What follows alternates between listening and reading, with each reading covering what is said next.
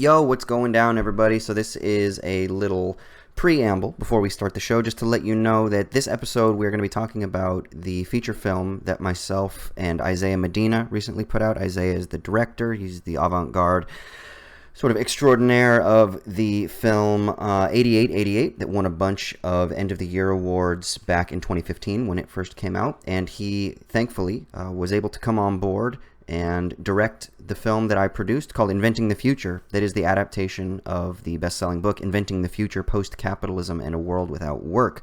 You guys can stream the film on YouTube. If you just go to YouTube and search for Inventing the Future, it will come up. You can go to the website, inventfuturedoc, that's doc.com, and you can check it out. Or you could probably just Google it and you can find it out. You could also go to Quantity Cinema and you can actually get a hold of the file, since Isaiah was doing something kind of crazy and decided to just release the whole file to everybody. And of course, I've also put a link in the show notes, so you can just look down there and you can click the link that way as well. But this episode, Troy and I decided to kind of delve into this film, why I decided to adapt this film, how the film came to be, yada, yada, yada. But I wanted to let you guys know at the outset how you can find the film in case you want to watch it now before we get into it. Or if you just want to take note of how you can track it down so that after you listen to the episode or in the middle or something like that, if you get so inspired, you can go ahead and find it quite easily. So, Inventing the Future, go to YouTube, Google it, Invent Future Doc, or Quantity Cinema. You can download the actual file there, or you can just find my Twitter page, and it's my pinned tweet. Okay? So you can find it that way. Hope you guys enjoy the show. Later. And when you engage in the act of representation, you're actually imposing the written word onto the cinematic form, rather than trying to do something where the form of cinema itself speaks.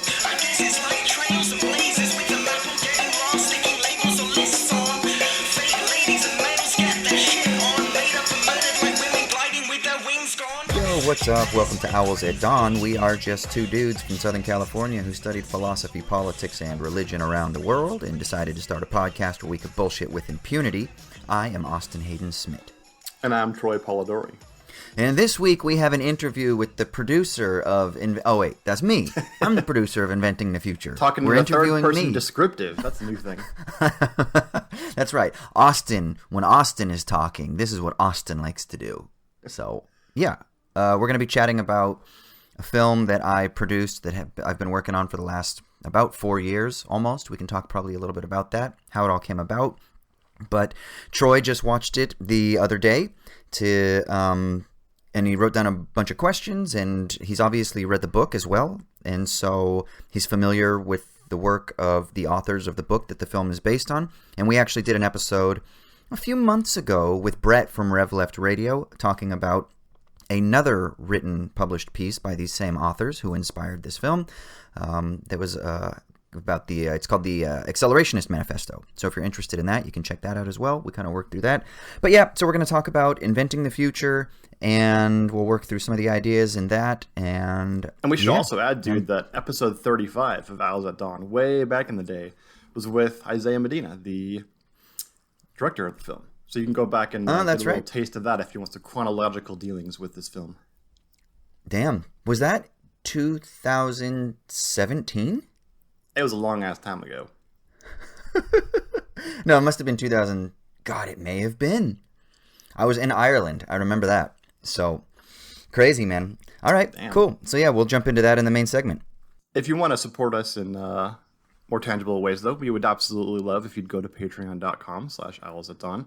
You can get access there to goodies like the monthly newsletter we send out with extra sticky leaves and extra shitty minutes, as well as access to bonus content like bonus episodes that we release intermittently throughout our tenure, and other goodies. So go to patreon.com/owlsatdawn to get access to those. Sweet. Yeah. We got any other things to do before we jump into this shit, dude? I don't think so, man. I say we just run it. All right. Well, you know what we got to do before we start talking about our main topic is get that shitty minute juices flowing, right? Yeah. So if you're not familiar, the Shitty Minute's the segment of the show where one of us rants and raves about whatever it is that's grinding our gears lately. So, Austin, what's got you down? Well, Bernie just formally announced that he is suspending his campaign. And Twitter, I mean, a lot of people anticipated this, especially in the 24 hours preceding the official announcement. But the official announcement came down, I guess it's today my time, yesterday your time, and so social media blew up, and then of course mainstream media, they blew up in their own ways, and I even got messages from family members, kind of either just checking up on me or trying to inform me and let me know because they knew that I was a Bernie stan. So, but yeah, Bernie has suspended his campaign. And there's a lot of takes ranging from like he's just suspending his campaign because he's concerned about exposing people to COVID-19, but he's still on the ballot in all the states, so we should vote for him. He's not actually ending his campaign. He's just suspending the events, all the way to like the good, fuck him, he's finally gone, now we can support Biden. So one is like denial, and one is just some bad faith trolls that have always been against Bernie from the beginning, right? And then everything in between there. And a lot of people expressing gratitude for his legacy and for things that he has placed into the public discourse. And not just the public discourse, but actually shifting the Democratic Party platform in quite measurable ways. We're talking about free college, canceling student debt, minimum wage raise, talking about expanding the public health care in the United States to whatever capacity it ends up happening. None of those things could even have been talked about when Bush was president, for example. And, and then Obama kind of maybe took baby steps in some directions, but definitely the impact that Bernie has had on the kind of public consciousness, let's say, and then also on the platform of the Democratic Party is quite drastic in a lot of ways. So, a lot of people expressing gratitude for that, a lot of people expressing sorrow, a lot of people bummed out, despair, and then so it's just kind of shitty though from my perspective, because I'd say before the Super Tuesday shift, when you had all of the candidates, the Klobuchars and the Petes and everybody else consolidate behind Biden, prior to that move, I thought we were looking pretty good. Sanders was leading in the majority of the states and definitely in a lot of the key states, and it looked like he was gonna come out of Super Tuesday with a large lead, or at least a apparent lead, like a very apparent lead. I don't mean apparent in the sense like it appears as though, but that it is there. The plurality, not visible. Majority thing everyone was talking about. Exactly. Yeah. Visible. And it was a visible reality. And you started to even see the shift in the mainstream media. People even like fucking Joe, what is it, Scarsborough or whatever his name is from Morning Joe. Mm-hmm. Even he was saying like, guys, this is it. This is happening. And they were kind of predicting that was going to be the case. And then, of course, you had the consolidation behind Biden, and everything changed, right? I mean, maybe South Carolina was the event, but regardless, maybe it was Obama behind the scenes. We don't know. But regardless, the tide definitely turned. And so, and I really believed. I even said on this podcast, I said, I do think that he's going to be the next president. I thought it was going to happen. I really did. And then even over the past couple of weeks, let's say the past month or so since Super Tuesday, when it didn't look like it was going to happen, I still, maybe it's because of all the sports films I've watched and all the Disney films that I watched, I thought that a comeback was still possible. Kid, yeah. Yeah, I thought it was possible, man. It's fucking Hoosiers' fault, man. Those fucking movies like that. Although they lose in Hoosiers, don't they, at the end? Is it a Pyrrhic victory? I don't even remember. I can't remember, yeah. But yeah, I kind of thought that even in the midst of this, and you had all these people on Twitter that were like, well, mathematically, he's still not out. The majority of the delegates are still out there. And I was like, oh, shoot, it's possible. We can go to the convention and something could happen, But now I think it's pretty safe to say, I mean, Sanders even explicitly said that Biden will be the nominee. Whether or not that's true, whether or not he actually makes it himself to the convention, there's all this stirring talking about fucking Cuomo now. Like, what? How fucking fickle is the DNC right now, by the way? It's like, just who's the darling of the month? It's always shifting, right? It goes from Beto to a moment, I guess, Kamala Harris, then Warren had her day, then Pete came in and he was the darling, and then of course now it's fucking Biden. But now people are tired of Biden because they realize he probably isn't capable, and so now it's like this guy who is supposedly the hero in the midst of a crisis, even though there's obviously a lot of evidence to the contrary of that as well. But now Cuomo is the guy that people are like, I think he's gonna actually come up out of the convention and be the one. It's like, what the fuck, dude? Yeah, with the argument being he at least looks like and acts like a leader. Biden doesn't even have that going for him. It's just because he lifts and he's got broad shoulders. So it's kind of shitty. I will say this though, and then I'll just stop talking and let you start commenting and venting as well. I guess this will be a dual shitty minute. I'm not so sure. I feel like I do have this is kind of it's tangential to the immediate news, but there's so much that's just like assumed that somehow Biden cannot beat Trump, right? That like only Bernie could beat Trump. And usually it's the hardcore Bernie stans. Usually it's kind of like the Jacobin reader types, right? Those who probably have a rose in their bio next to their name on Twitter or something. And I'm just not so sure that's the case. Like, yeah, is Biden, kind of... does he seem like a weak candidate? Yeah, I tweeted out even recently. I said, when you look in the history books about the candidate who loses an election to Donald Trump, you read the name Joe Biden, just like you would read the name John Kerry. He has like big time John Kerry energy, probably even less actually, just because of his declining, at least public speaking capacities. And so... I don't really think he's like this tremendous candidate. He's got a sketchy record, all this other stuff. But I don't know, man. I don't know how many kind of like lukewarm liberals. I don't know how many people who were going to vote for Bernie or who did vote for Bernie in the primaries thus far are going to support him. I know that Biden doesn't like elicit or rouse the excitement like Obama did when, 68 million people came out to vote or something like that. But you need between 60 and 70 million people to come out and vote for you. And what was it, 63 voted for Hillary or something like that, and 60, 61-ish voted for Trump.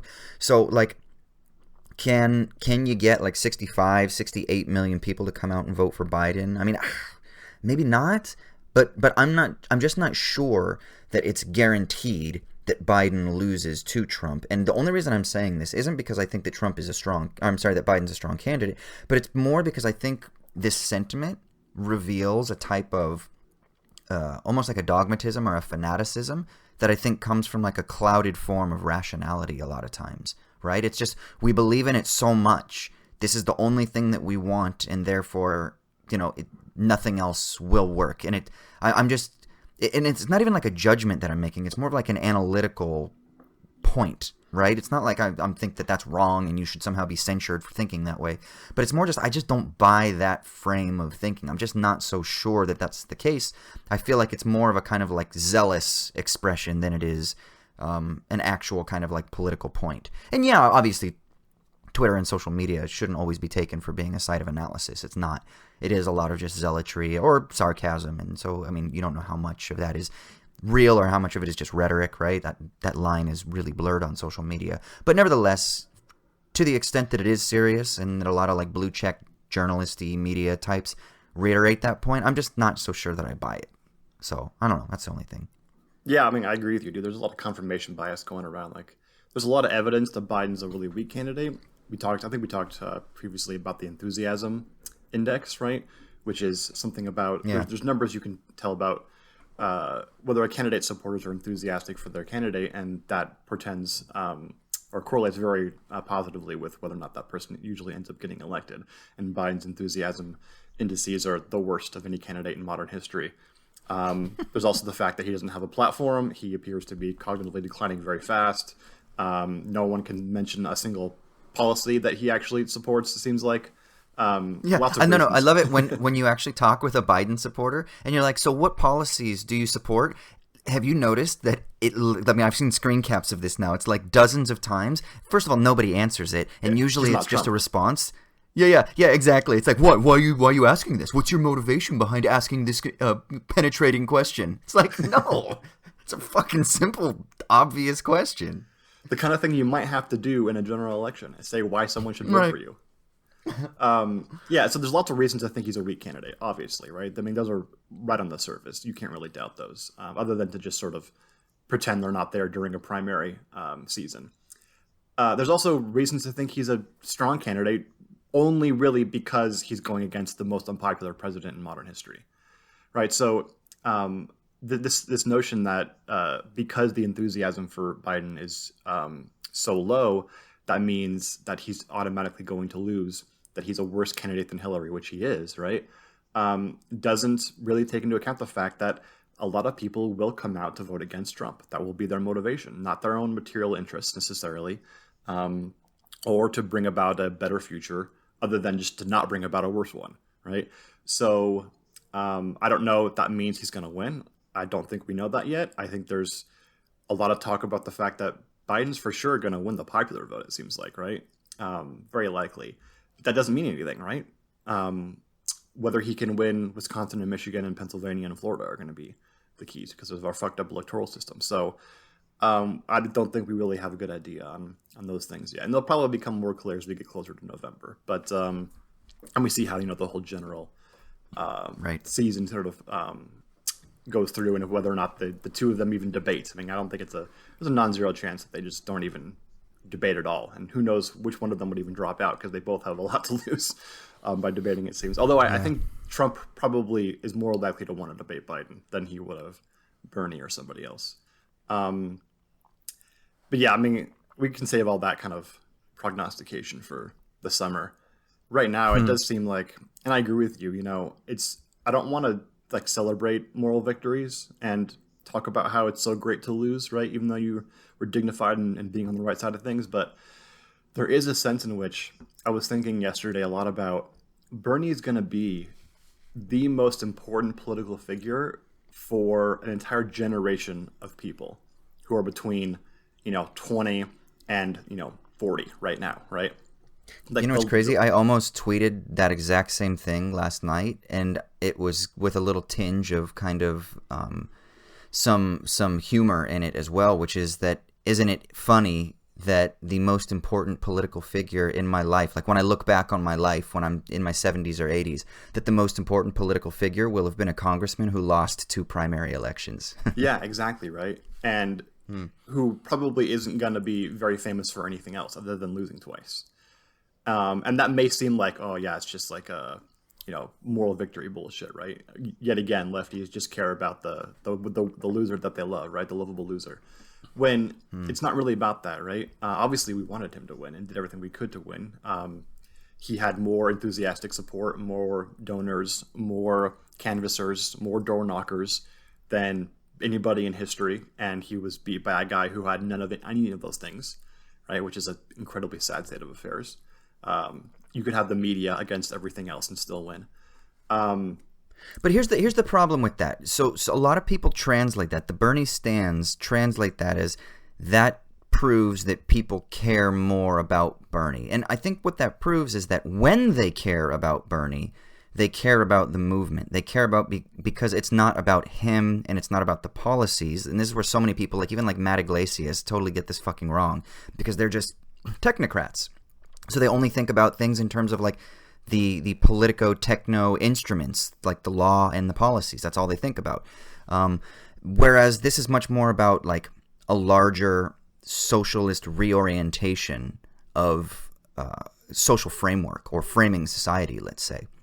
And so when people bought into the Bernie campaign, they bought into it with a larger intensity or with a greater like magnitude of commitment and participation because they were participating in this larger quote unquote spirit, so to speak, right? Yeah, this isn't going anywhere, right? In the same way that Occupy translated into eventually the Bernie campaign in a lot of same people, right?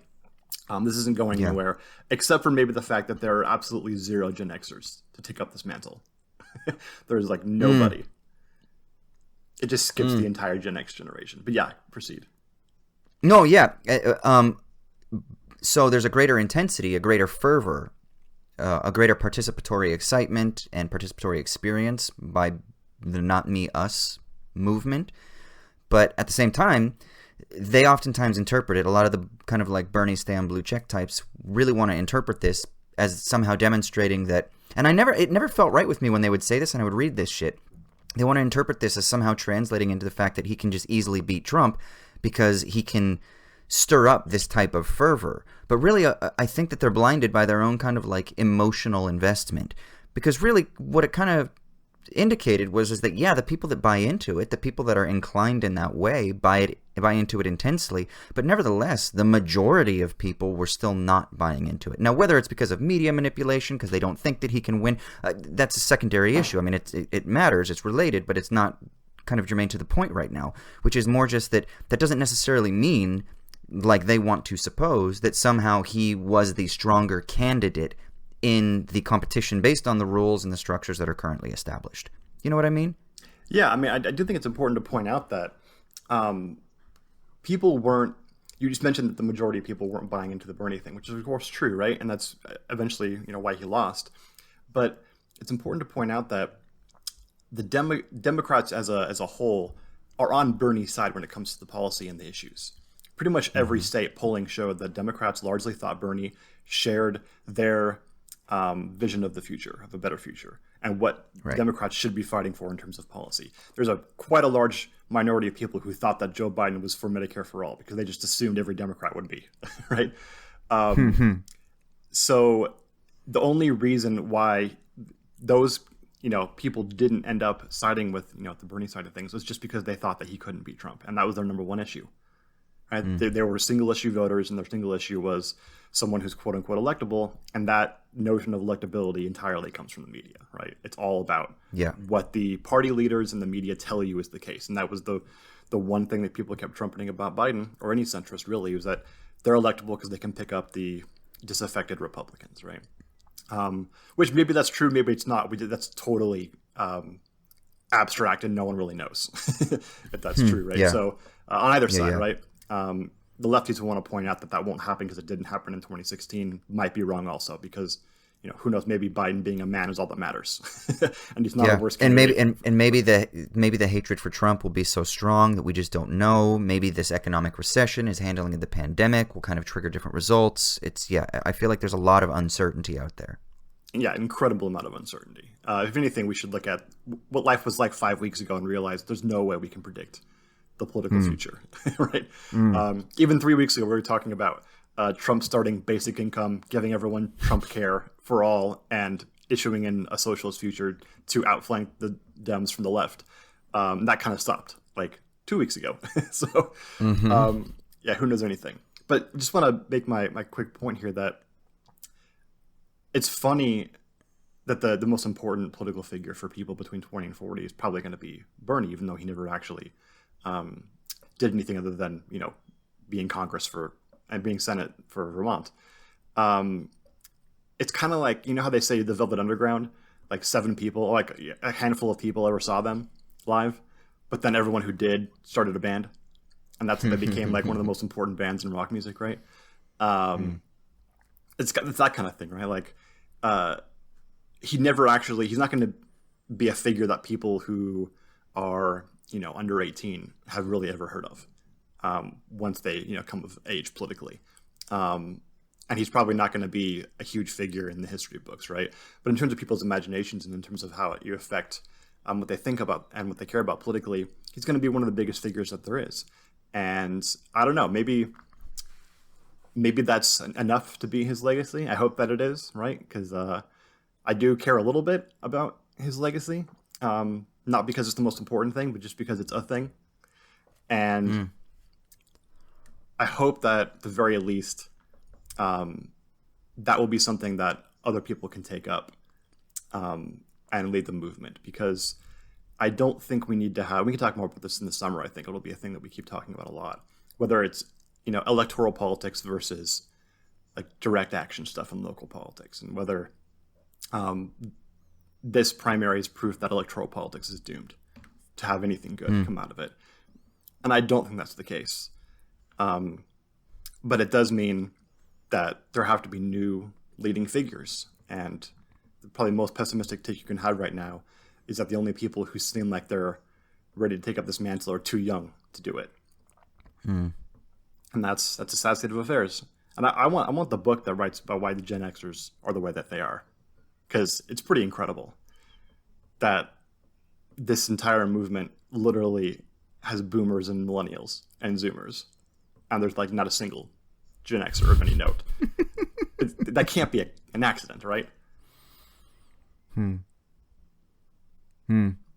Yeah, it is interesting. I know. I hate generational critique, but there's something there. I know. I wonder what the deal is. I don't know. I mean, I think maybe we'll see some interesting activism and activity at the level of state legislatures, so more local politics. I never paid attention to local politics when I was younger, and so I don't know if that was just because of my bubble. So take this as just really little anecdotal evidence, but I have seen so much involvement from people who are like, under 30, let's say, that are getting involved in local politics, state legislature. They're running for like state senate or for council positions and things like that. I mean, so much more, and it could also just be because of my feed and how it's curated and who shares things that come into my purview. But it's extremely encouraging to just know that there's a tremendous amount of excitement and dedication to those levels as well, which are extremely important. So you have a lot of like Justice Democrat types and Soc Dem types that are getting involved in those things. And so, I mean, that might be interesting. So you get a lot of young people, maybe 25 to 30-year-olds that are working in local government, and then a lot of younger people even too, like the Zoomer generation, who are kind of more going to be involved in student groups and local activism, climate groups and things like that. And then that they'll kind of like be forged in those fires. So by the time that they do become older, they'll already have been organizers, and some of them will have been politicians and bureaucrats, which we need them as well, right? And some of them will have gone into the private sector, and some of them will have gone into, I was going to say into education, but I think the university system is going to fall apart after this pandemic, so I have no idea. But some of them will have become educators, and there will be like a dispersal, and in a weird way, I mean, if we can even make this into the transition, and something that they talk about in the book Inventing the Future and that we talk about in the film is this idea of building a Mont Pelerin of the left, right? Mm-hmm. This idea of creating a group of people who can kind of situate themselves, embed themselves into these positions of kind of counter-hegemonic power so that they can learn how to build power, so they can learn how to be with people, so that they can learn how to construct policy, so they can learn how to deal with failures, and so they can learn how to deal with successes. And then they can be positioned in the education, or they can be positioned in government offices, or they can be positioned in the private sector. They can be positioned in all kinds of various places so that they can offer that alternative, not just as individuals, but who are kind of the counter-hegemon. And so maybe that's how it works. Maybe that's a very optimistic take, and I have no idea, but maybe that's one of the paths that could come out of this whole whatever it was set of events. Well, that's a good segue, I think, to start talking about this film, yeah? Sweet, dude, I'm down.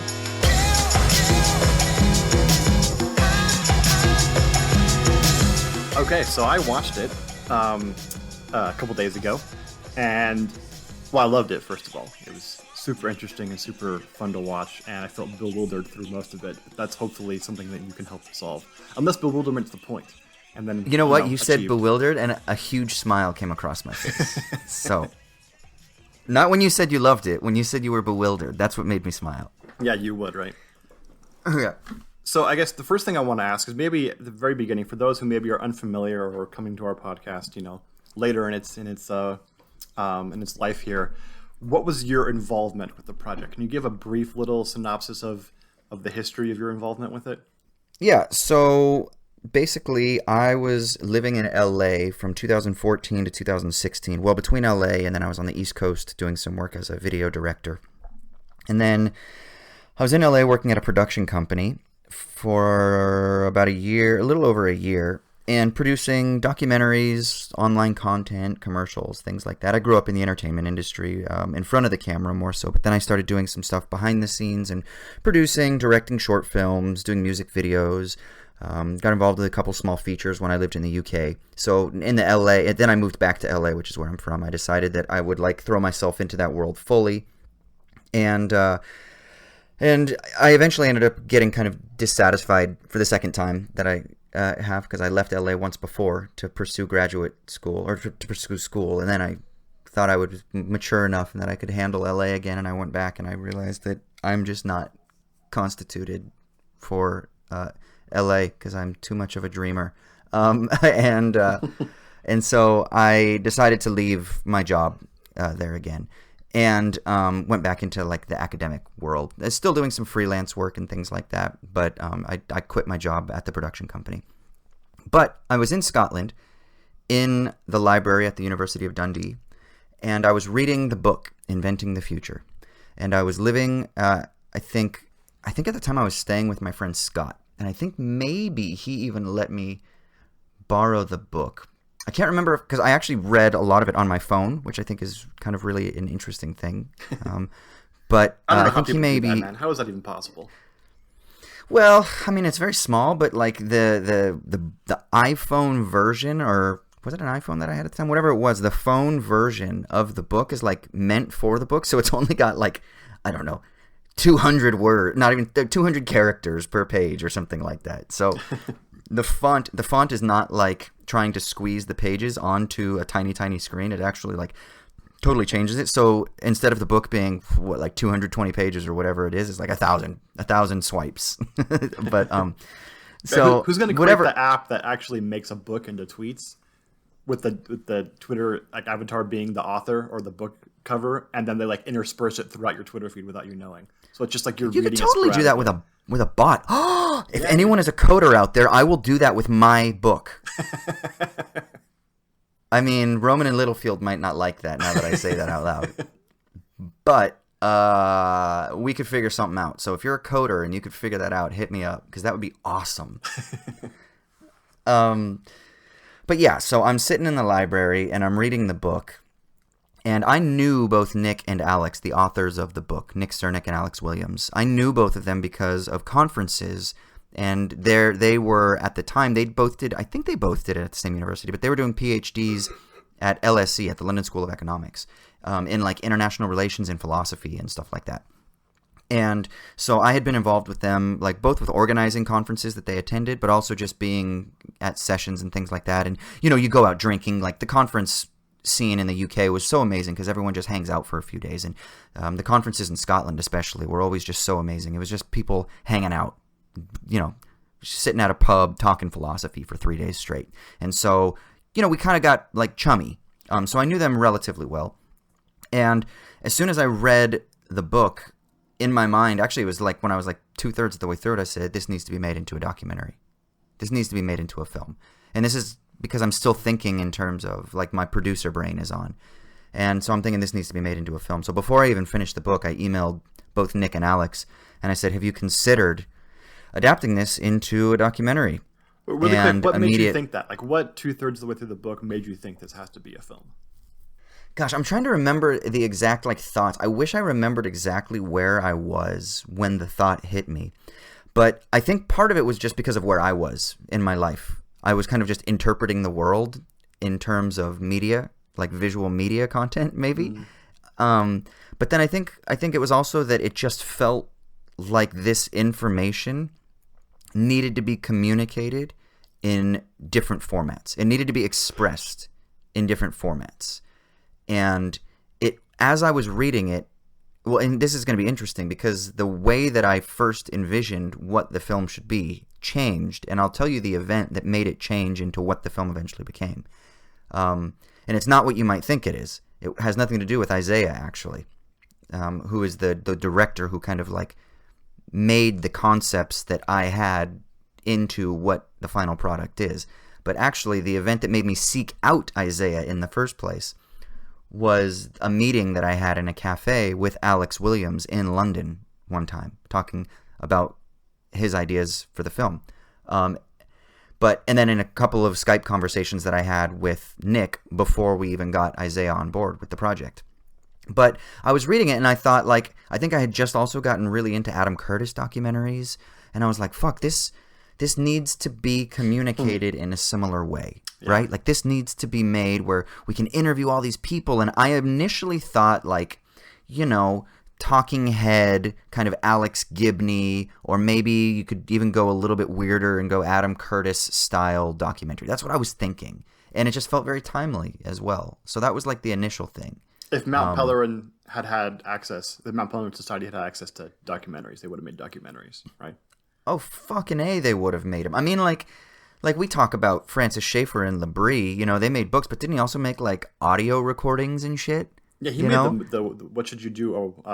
What's that famous book called? What Now Shall We Do? Or How Now Shall We Live? Or some shit like that? Yeah, he made the documentary of that, and I remember watching that thing. What Should You Do With Your Life? Or whatever the fuck it is. I can never remember. But yeah, exactly. So for sure, Mont Pelerin would have done that. And I was reading this, and, you know, just everything is kind of moving towards digital technology. So this is about, 2015 now that or 2016 now that I'm reading this. And so it's like, yeah, I mean, it just felt like the information in this book. And you know what? The book is structured in such a really kind of nice and easy and accessible manner. You've got the critique of what they call folk politics, the critique of like horizontal localism, stuff like that. And then the kind of advocacy for counter-hegemonic strategies. And then you have the four demands. And the four demands just unfold sequentially. And so it's organized already like a script. And I almost felt like you could just fucking read this and talk about this sequentially, and you would be able to adequately do justice to the content of the book. So that was the initial moment when I'm sitting there in the library at night alone. I literally remember what seat I was sitting in. I remember I put it down and I emailed before I even finished, and then I continued to finish the book. So I remember that was the moment. That was the initial moment. And then, of course, it changed a little bit. It's a pretty Austin thing to decide halfway through a project that it needs to be something. And then doing it before finishing the book. I like that. Yeah. You were caught by the Holy Spirit. It was the stirring for sure. But I'm always overly ambitious. You know? Like, it's... Yeah, what is it? My reach exceeds my grasp, or whatever. Totally. All the time. My imagination exceeds my grasp. All the time. So I emailed him, and then I was in Scotland at the time, and I was just so happy. I don't remember what the occasion was, but I was going to be in London like a month or whatever it was later. And so, of course, they tell me that, yeah, they're interested in this, but they don't own the rights. Obviously, Verso, the publisher, owns the rights towards production and media. So I had to then secure the rights through Verso. And Verso were amazing. They were so excited to get involved. And I had to show them show reels of other stuff that I'd produced and stuff like that. But after they saw that, they were totally cool to sign off with it. And then because of Nick and Alex's recommendation, and so Verso got totally on board with it, and that was great. So now we're off and running. Now it's squarely on my shoulders. Let's do it. So I reached out to one of my best friends in the film industry, someone that he hasn't been on this podcast, has he? But I used to do another podcast with him, Keir Seward. And I reached out to Keir, who's a phenomenal director. And I said, dude, I've got this project. It's an adaptation of this book that was a really phenomenal kind of best-selling book around the world, translated into all these languages. I said, would you be interested? And he said, well, let me have a look at the book. And he had to think about it for a little bit, and he came back to me, and ultimately he said, you know what, dude, I just don't think I'm right for this project. And we kind of talked through it, and it's just politically, he's not in the same space as me. Not that he's left-leaning, but he's just like, politically, this just isn't my world, kind of like the technical, abstract stuff. That's not really my space. He's like, and I'm not really a documentary filmmaker. And I was like, yeah, cool. I get it. He's like, but maybe, let's continue to think about it. If, maybe we can make it work. And I was like, okay. So then I get to this meeting with Alex in London, and Alex basically has this idea that the film needs to be not just like a representation of the ideas and the concepts of the book, but that they would love to expand the ideas of the book into different artistic manifestations. I think ultimately the way that from what I took from the meeting was that that there would be poetry inspired by these ideas, that there would be there could be like, you know, fucking theater performances. There could be political protest styles. There could be conferences organized. There could be classrooms structured around. There could be nights at the pub. I mean, there could be just this endless array of expressions of the spirit of the book, more than just representations of the ideas of the book. And in the course of that conversation, it became very clear to me that the formal element of the film had to be different than just a kind of talking head documentary, right? And Alex and I talked a little bit about some more avant-garde and indie filmmakers that he really liked the work of, and other artists and things like that. And I could definitely tell that they thought that it would be truer to the spirit of the text is if we treated the text like a living entity rather than like a static document that needed to be reproduced. And so that kind of changed my whole outlook on things. And at that point then I didn't really know what to do. And I serendipitously at the same time, like I said, I was living with my buddy Scott in Dundee at the time. I subscribed to this streaming service that actually sponsors us called Mubi. And Mubi happened to be showing an experimental documentary by a guy named Isaiah Medina called 8888. And I watched it, and I said, this guy is unreal. And I said, this is the guy. It just, everything that I saw in that spoke kind of along the same lines of what Alex and I had just finished talking weeks earlier, or whatever it was. It was kind of around the same time. And I said, I need to reach out to Isaiah. And so I did. I reached out to Isaiah.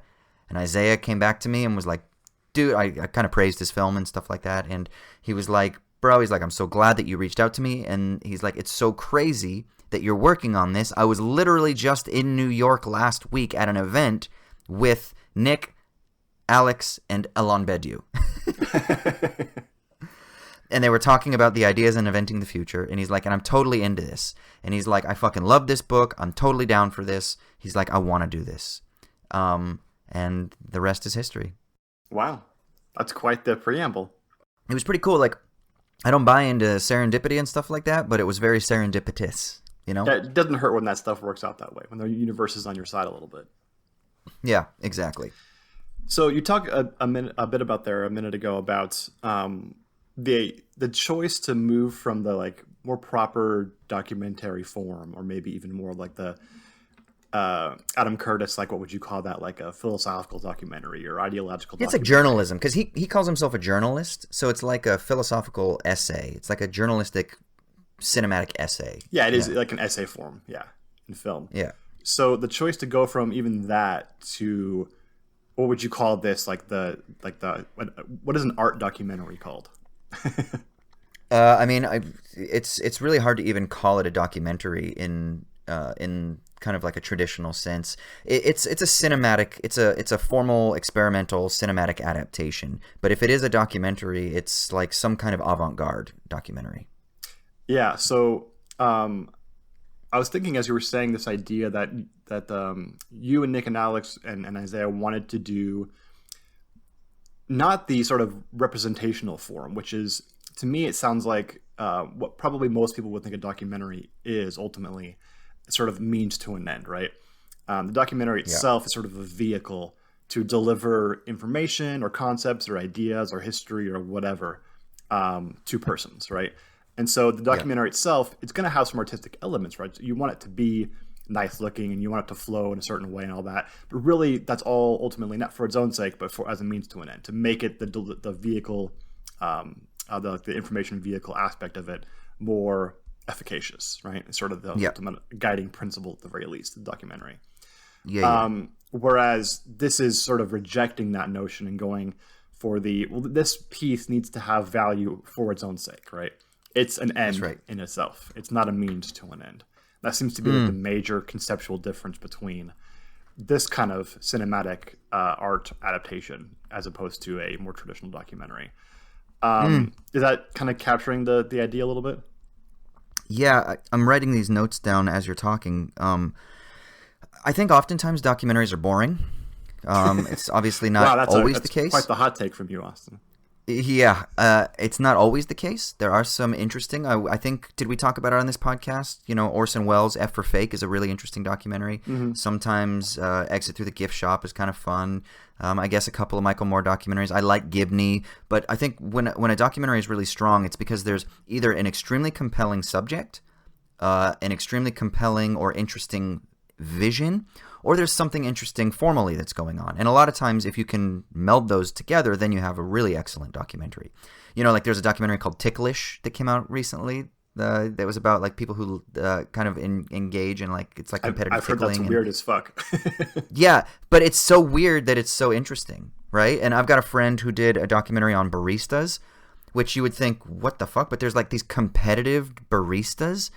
And so he goes into like the like, I think it was the U.S. National Barista Championships. And so it was something that was just a world that I am not familiar with. So it was a nice informational journey into a world with which I would have been unfamiliar otherwise. In that sense, it's really nice. However, even when you do something interesting like that, a lot of times you can run the risk, because it's just purely an informational vehicle, like you say, that you can oftentimes dumb down the information. Because in the visual medium, especially if you're adapting a book, like I recently just saw Thomas Piketty's, the adaptation of his book, Capital in the 21st Century, at the Sydney Film Festival last year.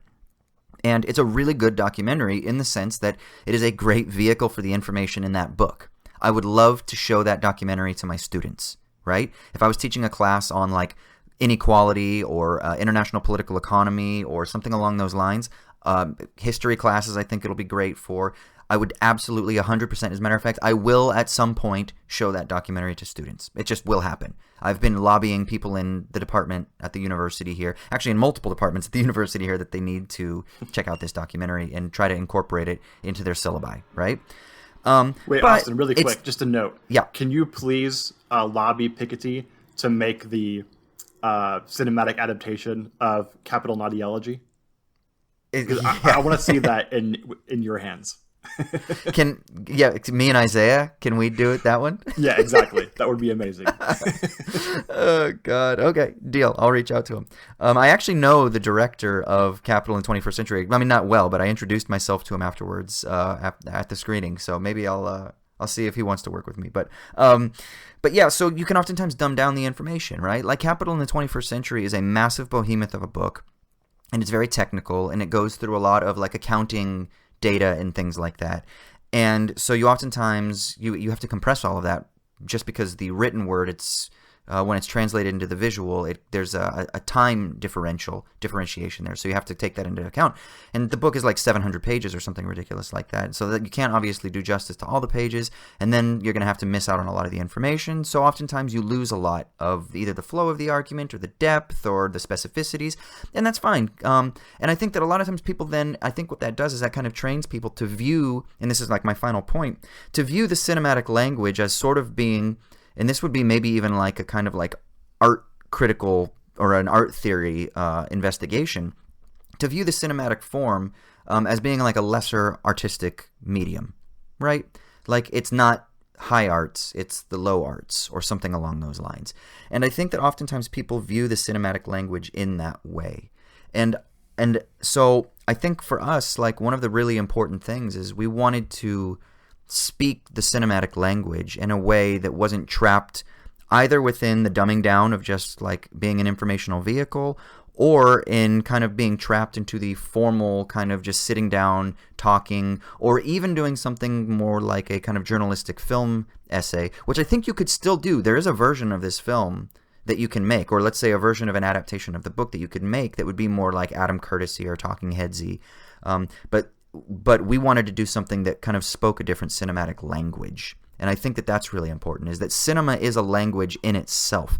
And when you engage in the act of representation, you're actually kind of like imposing almost the written word onto the cinematic form, rather than trying to do something where the form of cinema itself speaks or communicates, let's say, in its own way.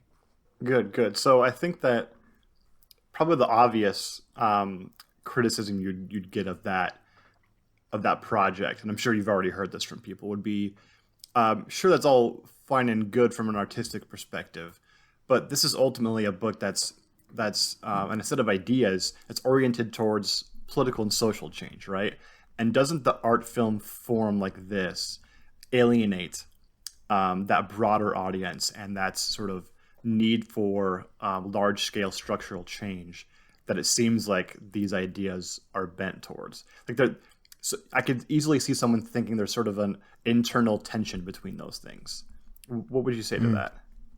So two things. One, I would say, is it not also a disservice to the formal, let's say, spiritual and even contextual elements of the book if you neglect some of those more radical components and you just turn it into a talking head documentary, and so you allow for people to consume it like they would any other commodity?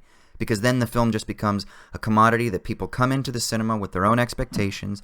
Nothing shocks them to thought. Nothing breaks down any of their presuppositions. Maybe they get some more information, and so they can critically and intellectually assent to more facts. They can have more knowledge, but are they really thinking differently, right? Has thought really been challenged? Has thought really occurred? So then I would say that's one pitfall, right? But then perhaps even more than that, I also think that, and this is what I've heard a lot, and it's so interesting because Isaiah and I talk like every day now since the launch of the film, and there's been a huge shitstorm online about this film where people are divided. From everything from this is a masterpiece, this is one of the best films of the decade, to this is like neo-fascist, techno, neoliberal bullshit, right? Or nonsense. It's like everything in between. And it's been really interesting to talk about that. And I actually emailed both Nick and Alex, and I was like, is this what you guys got when you guys released this book? And they were like, yeah, dude. They're like, just wait till people start threatening you physically. I'm like, Jesus, man. I've never been called a neo-fascist and a neoliberal in the same breath before, so this is all new for me. But the other thing, too, is one of the critiques that we've gotten. Actually, it was really one critique that set off a chain of responses to that critique and then reinforcements of that critique, was that this is just too inaccessible and working class people wouldn't get this. But this is actually like a kind of petit bourgeois person that made this critique. And interestingly enough, a lot of the working class people that I have encountered that have actually watched the film have spoken very highly of the film. Even if they said they felt that a lot of it was over their head or a little bit too much or too chaotic, they still said there was something in it that resonated with them.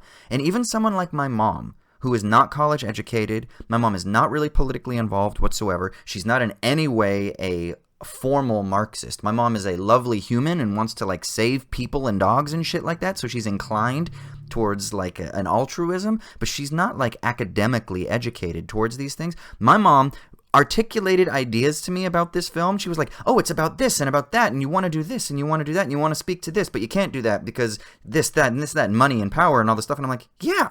I'm like, fuck yeah. Like, I did not think my mom was going to quote unquote get it, but she did, right? So I think that it does a lot of disservice to the capacity of people who aren't already like versed in film criticism and who aren't themselves college educated or maybe a little bit kind of petit bourgeois themselves. I think that those takes kind of do a disservice to actual working class people. And I do think that, yeah, it is. There are going to be some things that are going to kind of be quite abstruse. But at the same time, I think that I don't want to diminish people's capacity. I think that I've had people who don't speak English very well who have watched this film, and they didn't get everything, but they found it intriguing or they found certain things interesting. And if we can stimulate that type of productive or critical engagement with the cinematic expression, then I think that's fucking great.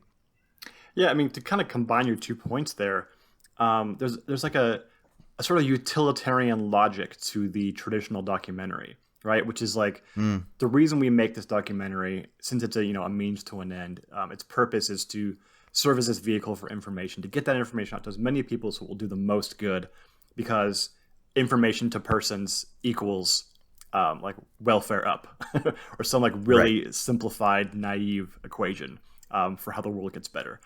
And that's just so obviously wrong for so many reasons, and we talk all about why utilitarianism is wrong in this podcast all the time, so we don't have to reiterate that. But there's something, and I like your point that there's an important difference between information and knowledge. And traditional documentaries are oriented towards information delivery, right? And to get as much information in as neat a package that's as easily digestible as possible. And the set of ideas and the philosophy surrounding this book and inventing the future as a whole and the whole like media enterprise, whatever it ends up being, is not oriented in that way, right? It's about knowledge, which in some ways is going to be different. It's a philosophical issue in what ways it's different than information, but it clearly is, right? There's something about knowledge that you can act on that information by itself doesn't get you to that, right? It doesn't get you to the practical syllogism in the way that knowledge does. And so shocking to thought seems like the important thing here in the terms that you used, right? And that traditional documentaries, because they follow that predictable pattern, usually you just walk out and say, wow, I'm so glad that I have this information now. And then nothing changes. Whereas shocking to thought is the thing that can happen in a multitude of ways. It's not just, you're not expecting one response as you are in a documentary, which is, wow, that's an important issue, right? That's the only response you can really properly have. Otherwise, you didn't get it. There's many different responses you can have to this type of a film. And they'd all be right. It's like a pluralism of effects that it can have. And they can even be in tension, and that's totally fine.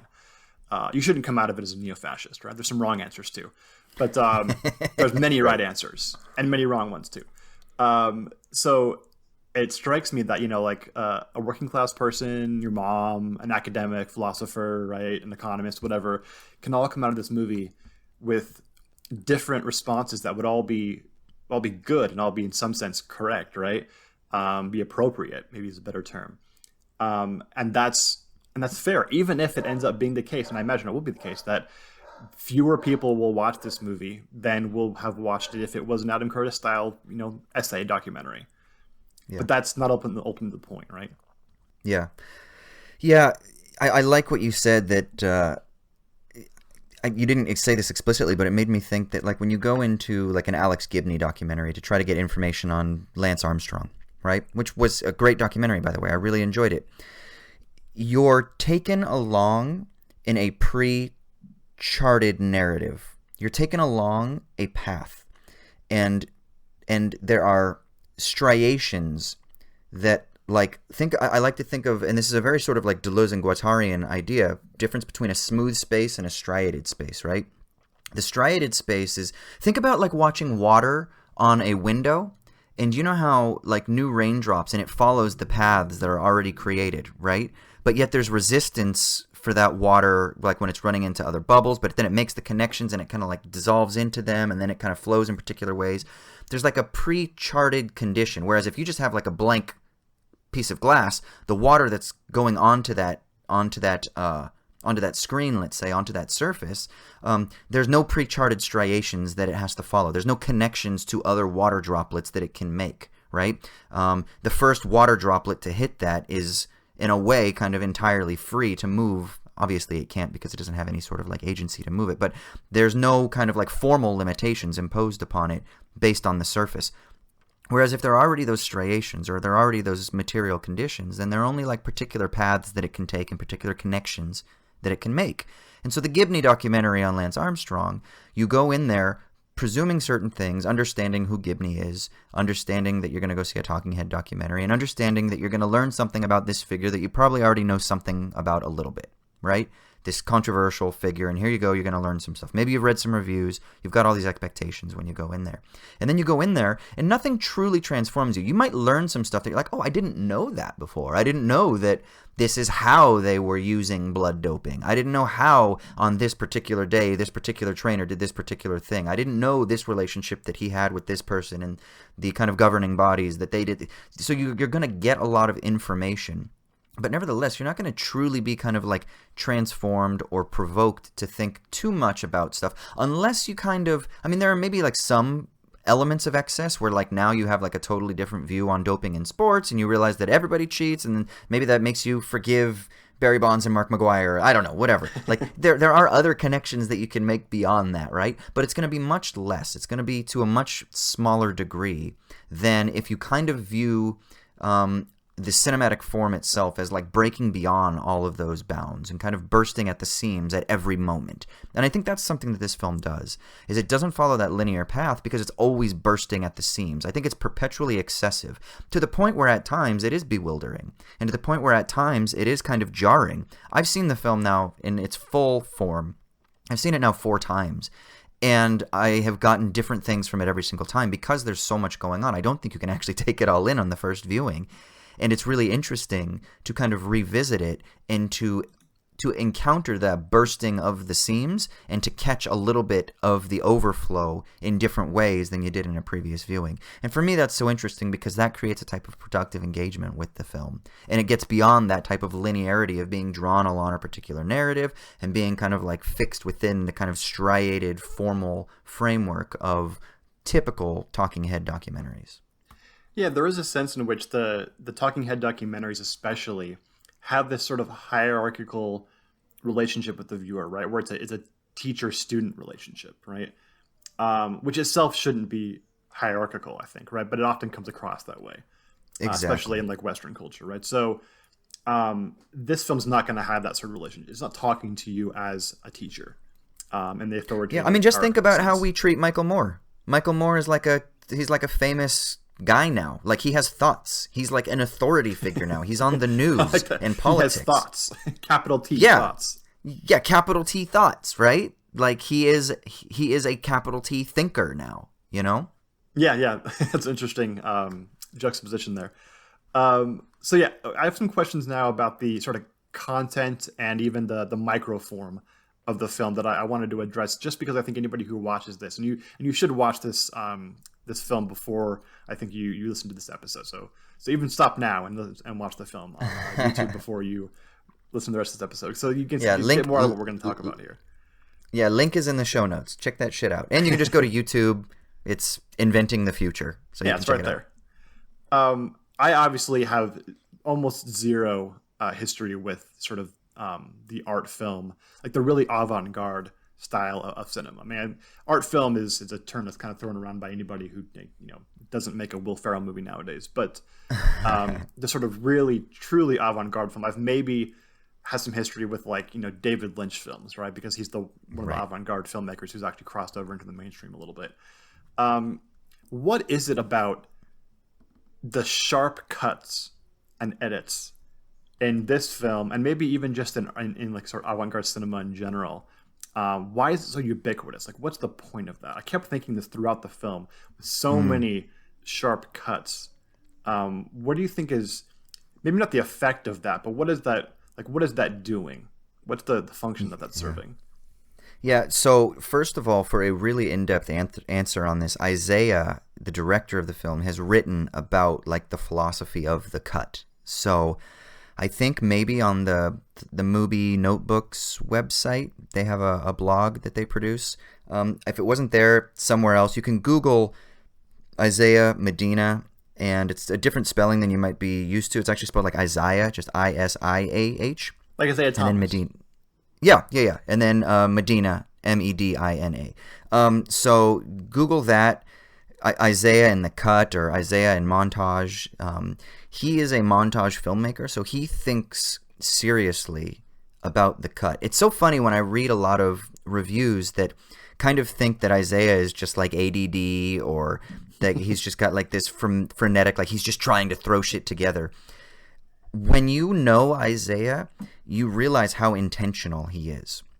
That there is something extremely important about the enactment of the cut for him. And I think it comes really because of two things. One, his love of Godard, who I think famously says that the truth is in the shot, the lie is in the cut. And I think Isaiah kind of inverts that or plays with that a little bit. And then I think it also comes from his love of montage cinema, particularly Eisenstein, right? He absolutely loves Eisenstein, and there's something about by using and emulating the montage style that he's, one, playing with the kind of truth-lie language of the cut, but also he's situating himself, he's embedding himself within the history of cinema, since Eisenstein is one of the most important formal cinematic filmmakers ever. And so I think that there's something going on there that's extremely important. There's also some interesting shots of some movies from the Lumiere brothers in the film, which is also really important, obviously, as they're considered to be the kind of like first people to really develop cinematography in the way that we understand it. And So Isaiah again is trying to place what he's doing within this larger logic of cinema, and so I think that's extremely important as well. It's both about situating and then also about kind of trying to use the montage in a particular way that not only juxtaposes images, but that causes things to come to a halt when he wants them to come to a halt. Not just the visual image either. He does this with the audio as well, which is extremely important, right? Like sounds will start, but they won't complete. And I think that plays with expectation. I think there's like a push and a pull between the audience. And so what you get then, and I'm using this term a lot, but the cinematic language, what you get is a different type of cinematic language, one that doesn't just use like the symphonic buildup of like a typical drama film or a typical like tense moment where it like is this slow build and then all of a sudden you get this crescendo of this symphony that is very manipulative emotionally, right? That pulls you to feel in particular directions. You're supposed to cry now. You're supposed to feel pride now. You're supposed to feel empowered now. The great Rocky song, right? Fuck, I listen to that Rocky song now. It could be Eye of the Tiger, or it could be the one when he's running through the streets, whatever it is, and I feel the montage power, or I feel the power of him running through the streets, the climb to the top, of him overcoming the odds or whatever. We're being manipulated, and I don't mean that to indict, but I mean that in a just kind of like analytical sense or in a formal sense. You're being manipulated to feel in a particular way. And so Isaiah is playing with that by pulling us into different directions and by pushing us into different directions and by breaking our expectations. And it's not that there is no cinematic manipulation. Of course there is. But it's doing so in a different way. Something that doesn't just simply follow that flow of what we're typically accustomed to when we speak the kind of cinematic language of representation that you typically get from both documentaries, but even fictional films as well. I can't imagine a more Žižekian way of thinking about film than to invert the notion that the truth is in the shot, the lie's in the cut. To actually know, sniffle, sniffle, the truth is in the cut, right? Yeah. I mean, I will say this, for people who are interested, Isaiah, he reads a shit ton of philosophy. He's extremely versed in philosophy. He basically has a graduate degree level of philosophical acumen, right? Even though he didn't formally study philosophy at university, he's been in film school and stuff like that, and that's where he studied. But he reads a lot of Hegel, post-Hegelian. He loves Badiou, and then he reads a lot of Negarestani, and he reads a lot of kind of like what would I call it? Like not post-structuralist, but he reads a lot of like post-Hegelian metaphysical speculative philosophy. I think he reads a lot of like Frank Ruda. I think he's like actually like close with Frank Ruda. He reads a lot of math theory. He loves mathematics, so he's really influenced by Fernando Zalamea, who's a philosopher of math. Who has a book about, I think it's like synthetic mathematics and stuff like that. So he's really interested in kind of speculative metaphysics, speculative philosophy. And so when he goes into these cinematic activities, he's doing so with kind of a really rich and I think intentional kind of disposition, philosophical disposition. And so that Žižekian Hegelian inversion, that doesn't surprise me whatsoever, because I think that would fit quite well with some of the stuff he would be doing. So another thing I noticed throughout the film is it seemed like a really intentional juxtaposition in the cuts between nature and human faces. So there were a lot of moments where there would be like, a blue jay flying with a tree in the background, and then immediate cut to like just really emotive human faces. Is that something that you see as well, or am I just kind of throwing shit? Well, what do you mean? Can you say that again? What do you mean?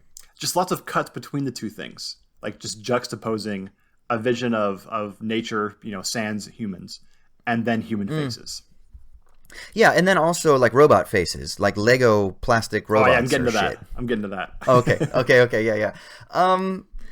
Yeah, I mean, I think that it's extremely important to take the kind of juxtaposition of images, not because it's like saying that, oh, humans are nature and nature is human. That's kind of too much of an imposition, but rather it's this sort of like playful expression between these things that kind of flatten it. Now, I'm going to kind of come at this from my reading of it, and I think that what it does is it kind of bespeaks of there's this talk in the book and then in the film about how there is no human nature, right? And that like there's no like pre-existent or a priori determination of what things are, but that rather there's kind of this endless potency or capacity to recreate, right? You can recreate human nature, you can recreate markets, you can recreate politics, you can recreate political action, right? And so we need to come at this, not that there's a blank slate, but that rather that there is a sense in which there is an unbounded potency, right? And that we need to kind of like tap into that to recreate in particular ways.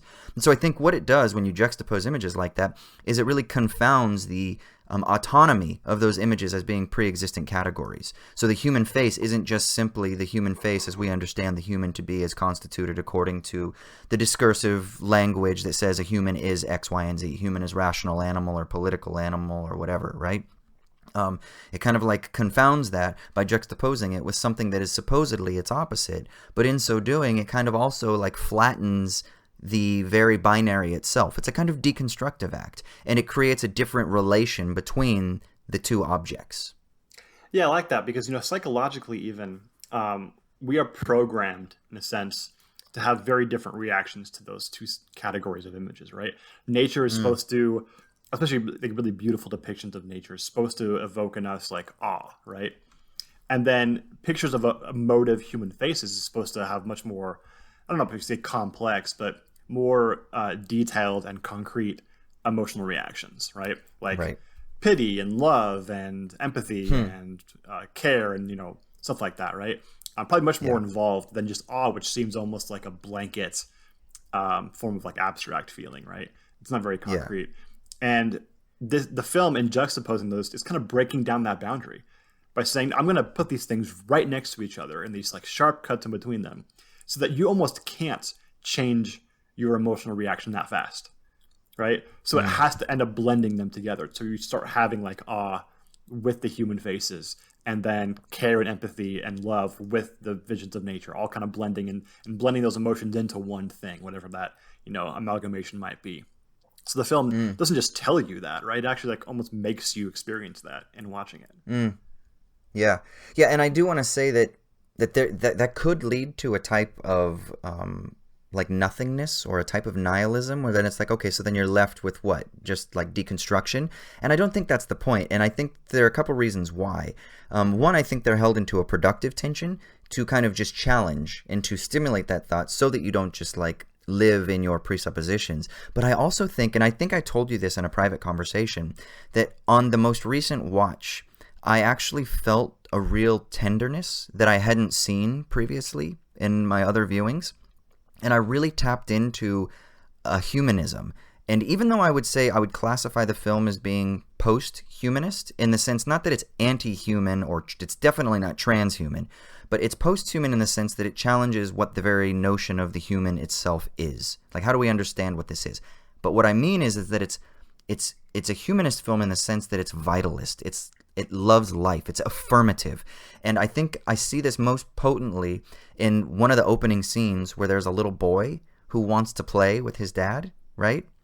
And the kid that goes from crying to smiling really quick? Yes. That's such a beautiful shot, dude. It's so beautiful. And it puts a smile on my face every time. He wants to play, and you can tell the dad is teasing him, like, no, I won't do it again. I won't do it again. And then he's like, oh, come on. And then he says, okay. And as soon as he says okay, this joy comes over this kid's face, and then he spins him around, and they do their play thing, and the kid is just so filled with life and love and connection. And I think that's... And I don't just mean connection in kind of like the sentimental sense, but I mean it in the kind of real proper philosophical sense, that there is a sense in which that assemblage, that entity, is connecting with this other entity, and they are creating and stimulating the positive passions or the positive affects in a very sort of Spinozist sense. And I think because I tapped into that on this watch, maybe even though I've always loved that scene, for some reason it just hit me really hard. Maybe it's because of fucking pandemic and lockdown and whatever else, maybe I'm being a little bit more emotional. But I felt that tenderness actually maintains through, even though it's not always there, there's always a desire to actually create a better world still. And it's not just a better world in an abstract sense, but it's a better world for that kid, right? It's a better world for him. And it's a better world for the narrator, and it's a better world for the dad, and it's a better world for the other participants in the film. And they themselves want to participate in the creation of a better world. And I don't know, it just really struck me really hard that there is a kind of very subtle normativity of this ethic that impels the film forward throughout even all of these abstractions of juxtaposing and challenging human faces with nature and robots and all this other shit. So, yeah. Yeah, I mean, that just made it be me because I care about the normative aspect of these things, but I think that's very much on the surface. Like, that's what's motivating the whole thing ultimately, right? Right. The most affecting, the shots that have left me and are sort of stuck with me the most since I watched it are the little kid crying and smiling, which is an amazing shot. It's my favorite shot of the whole film by far. And then the shot later in the film, I don't even remember the context of it, but the African American man and his daughter on like the doorstep or whatever it was. And yeah, it's the shots of human faces and regular people, and then they're shot in such a way that it just speaks to this incredible beauty. And it's not like a romanticist style of it where it's sort of objectifying these things, I don't think, which I think makes it even better. You know what I love about the second shot that you were talking about? One of the things that's a very slight kind of inversion is that it's a father with a daughter rather than like a mother with a daughter or a mother with a son. And one of the things that the film is exploring is what would life be like if we actually had time, you know? Because it's exploring the potential benefits of a universal basic income, for example, which is one of the demands that they issue in the book. And what would life be like? Would you be able to spend time as like if you're a father who's typically, I mean, even though the gender breakdown doesn't work in the same way that it did maybe in like the 1950s in the West, you still get a lot of men who are either absent from the home or they're not viewed as care workers as much, or they're not viewed as care participants, let's say, as much as women still are. And so I think it's really lovely to say, like, what would life be like in the future if the ideas from this book were actually implemented? Like, what would this alternative vision of the future be? Maybe it would be that, hey, guess what? If you're a father, you can go to the playground with your daughter and you can have that kind of relationship. And guess what? You're a man and she's a little girl who is going to kind of grow up into a different gender composition than how you identify and how you have been composed. But guess what? You can relate to each other under these new situations and under this new paradigm in a different way. And I think that it's very subtle, and it isn't beating you over the head, but it's there in that little scene. And that's one of the things I love about that scene.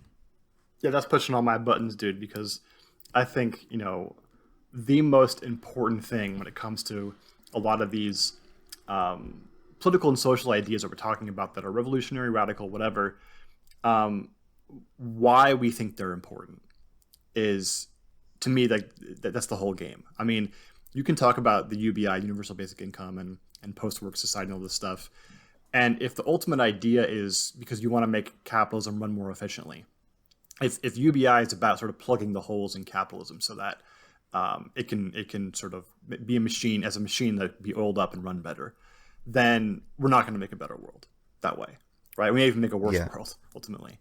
But if the purpose is because we want to not serve human interests even better, but more properly and appropriately relate to one another, right? If that's the idea, and to live better lives as a whole, then we've actually got something there. And those kinds of shots, and really I think the ultimate orientation of inventing the future toward making very explicit that it's about making a better world and having better lives, having better relationships with one another, and being more creative, as those being the sort of orientation for why these sort of technical ideas matter, is so incredibly important, because that's the thing that most people don't talk about, right? We talk about like a policy idea, like UBI is an Andrew Yang thing, right? But what's his orientation? And I'm not just trying to shit on Yang, right? Obviously, it's better that he supports the UBI than people who don't give a shit about helping anybody who's poor. But his orientation is about making capitalism run more efficiently, right? And that's not going to make a better world. Yeah, exactly. And I think one of the things that we really wanted to do was not just talk about the ideas. That's what they do in the book, right? Which is great. It's a nonfiction book. And it is an analytical, political.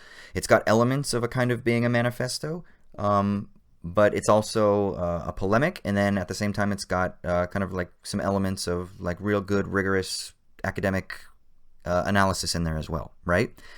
And one of the things we wanted to do was we wanted to take that and we wanted to say, well, what would also happen if you kind of like literally just embodied those ideas, right?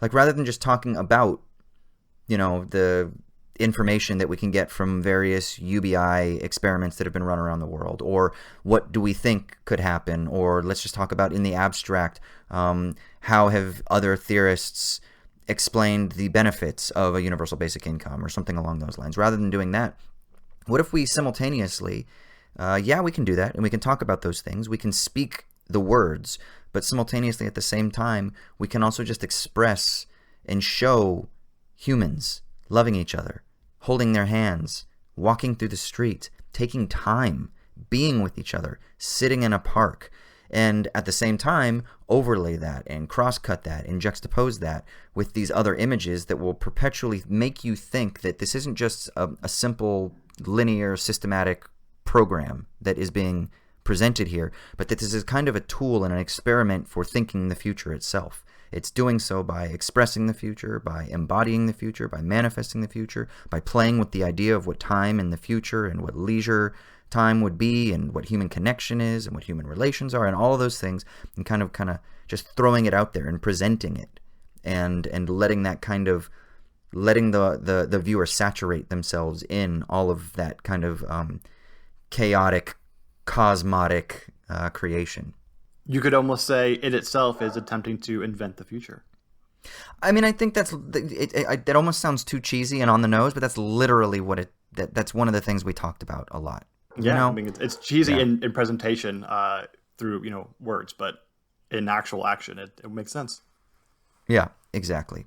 Yeah, I mean, but that's literally the idea is what Isaiah said this a couple of times. What would a film look like that came from the future, right? We talked about this with Macon a couple episodes back, right? The kind of like problem of always being foreclosed within the hegemonic logic of capital. Like, is pop music always like, is it destined to just reproduce the logic, or is there something that can escape? And I think this is where Isaiah's speculative, metaphysical, philosophical outlook really comes in. Because the idea is that inventing the future in many ways is intentionally trying to be a film from the future. It's trying to be like post-cinematic or futurally cinematic or kind of like extra cinematic, in a sense that this is what we understand as being cinema. This is what we understand as being the cinematic language. This is what we understand as being thought. This is what we understand as being a political manifesto. And what if we kind of like try to do all of that, but from the future in a way that exists outside the bounds of what we typically understand of how we structure thought, language, cinema, art, politics, activism, etc., etc., etc. And that's the idea. Is it's attempting as much as possible, not just to invent the future, but to literally kind of speak from the future, and then in so doing, maybe invent at least some kind of affect of the future. That would be my kind of more Deleuzian approach to it. I think we just got the title for this episode, dude. Affecting the future. Affect of the future? Fuck. Affecting the future. Affecting the future. I'm writing this down. Oh, I love it. Yeah, exactly. Yeah, because it's not a clear sense, right? Because as soon as you have a clear sense, or let's say a clear idea of something, like let's say tomorrow I'm going to wake up and I'm going to check my email and I'm going to go get a cup of coffee from the cafe next door, and then I'm going to come back home and I'm going to do work. I'm talking about the quote-unquote future, but is it really novel? Is it really the future? Or is it just more of a type of reproduction of habits, of past habits? And this is a very Deleuzian take on it, but Deleuze has what he calls the 3 syntheses of time. And the second synthesis of time is habit. And it is the synthesis of what I was just talking about. It's kind of like that reproduction of identities, right? The things that we're familiar with, the images that we have already created, that we reproduce, they're pre-constituted, and we live within them, and we reproduce them as we proliferate them, right? But the third synthesis of time for Deleuze is what he calls the eternal return of difference. And we could speak of it as like the guarantee of death, the guarantee of the death of identity, the return of differentiation. That is the eternal reproduction, no, sorry, not reproduction, the eternal perpetuation of the scrambling of all identities. And that's kind of what I think when I say tomorrow I'm going to do X, Y, and Z completely forecloses. It doesn't allow for that return of difference to actually perpetuate. It doesn't allow for it to vibe, let's say, or to pulsate. But rather it always forecloses all of that because it's kind of just reproducing the habits of the past or of the present. And when you do that, you don't really have a future in the novel, absolute, speculative sense. And so I think that the book Inventing the Future is really trying to get outside of that, and definitely this film, we're definitely trying to think beyond that through that restriction, the restriction of habit, the restriction of a certain notion of temporality that is linear, that is, I think, operates according to like a pure logic of what Deleuze calls extensional quantity, which is something that really fits quite well, actually, within the logic of capitalism. I actually think it essentially defines the logic of capitalism, actually. But to really think beyond those bounds, to think outside of that, excessively of that, would essentially be to think anti-capitalistically or post-capitalistically, because it would be something that is not structured by the restrictions and the habits of the current hegemon. And so the film is really trying to do that. Now, is it going to do that perfectly? Like, is this going to be simply a film from the future? No, because we're still using human language, we're still using cameras, we're still using human bodies that are going to, in some ways, reproduce those habits. But the point is, to what degree and to what extent and according to what magnitude can we intensify those dissonances that are beyond, that speak to us from the future, that speak to us excessively. And when I say future here, I don't just mean in the linear sense, because we're probably thinking of a timeline, right? And most of us, if we're speaking English, we're thinking of that which comes from the right-hand side and like interrupts back into the left-hand side. No. Let's forget that spatial metaphor altogether, and let's just simply think about that which is frazzling at the margins, that which is like reverberating beyond the margins of the structures that are there. And then let's call that the future, right? Let's get out of the kind of linear thinking whatsoever and that spatial metaphor that encloses us within a particular way of thinking, and let's just think about that which is just completely in excess of. And that's what I mean by thinking from the future. It's thinking from that excess. Yeah, to put a more naive and simplified gloss on what I think you're getting at, there's something about art that what differentiates and distinguishes art from, I don't know, like regular ready-to-hand objects or whatever, is it doesn't have a stake in what it is, right? And so art in some sense has to be open to being different than what it is, in some sense, and into the sort of stability of identity. And maybe everything's that way, Deleuzean whatever jargon follows from that. But art is definitely not going to be. And so the information vehicle style of film is very much concerned with its identity, right? It has to be a certain kind of thing. Otherwise, you haven't really gotten it, quote unquote, right? And this film's not that, right? At the very least, it's open to differentiation when it comes to its own nature, and that opens up a world of possibilities, right? And you can do that kind of thing poorly, right? Doesn't mean that you can throw shit against the wall and all of a sudden it's art, right? But it's going to be open to a huge multivarious, system of interpretations, a machine for interpretations, to use Umberto Eco's phrase, right? I think there's something really important about that aspect of art. Doesn't mean anything goes, right? It's much more complex than that.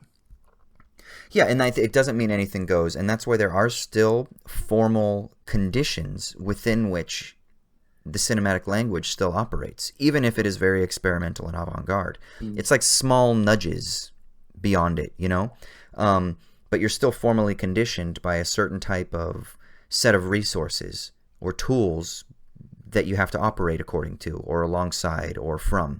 And that's also, I think, an intentional thing, which is why Isaiah really uses like Lumiere and why he's kind of calling back to Eisenstein. And I think even like a little bit of 2001 is in there, especially at the end, right? Like 2001: A Space Odyssey stuff, like that's in there.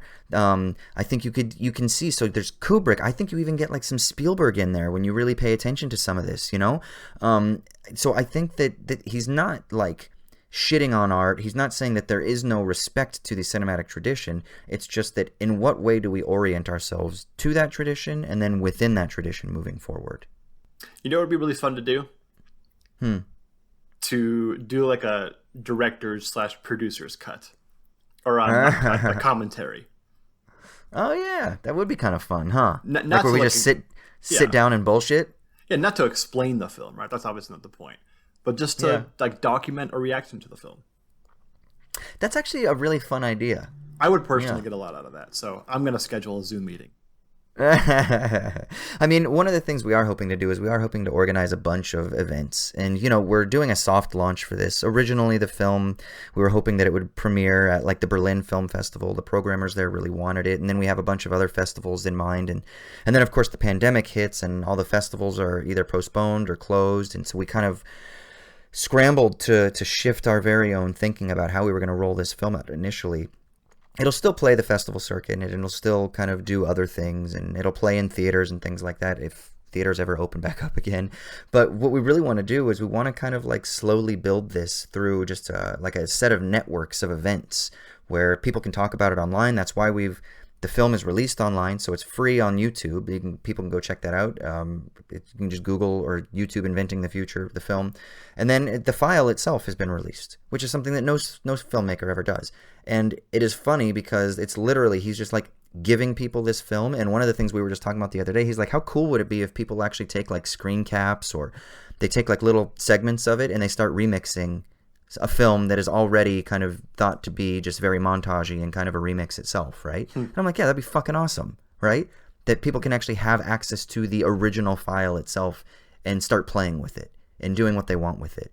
And because the film was funded by the Canadian government and then by some crowdfunding, it's always been a public project. And so now the entire file has been released into the public. And so rather than do the thing like Quentin Tarantino does when a script gets released and he like threatens that he'll never make the film or something like that, this is literally opposite. It's like, no, you have everything. Take it all. Because that doesn't actually fundamentally threaten our interests. I like that a lot. I think we can end there and use that as the document for an introduction to this film. It's been great for me, I think, especially just to talk about the like elocutionary aspect of the film, like what this film actually is doing as like a cinematic act. I just want to watch the film with you, dude. Yeah, I really do. I will be hosting, like, so stay tuned, especially for people listening too, but I will be hosting things like this, you know, where we'll do like a screening online and then we'll talk about it afterwards or whatever. But that'd be really cool. Yeah, it'd be cool. And you know what I'm really curious about? Because I have talked with Isaiah, you know, thousands of times over the years. But what I haven't done is I haven't sat down with him and, like, just in the moment when something hits me, spoken about it with him, you know?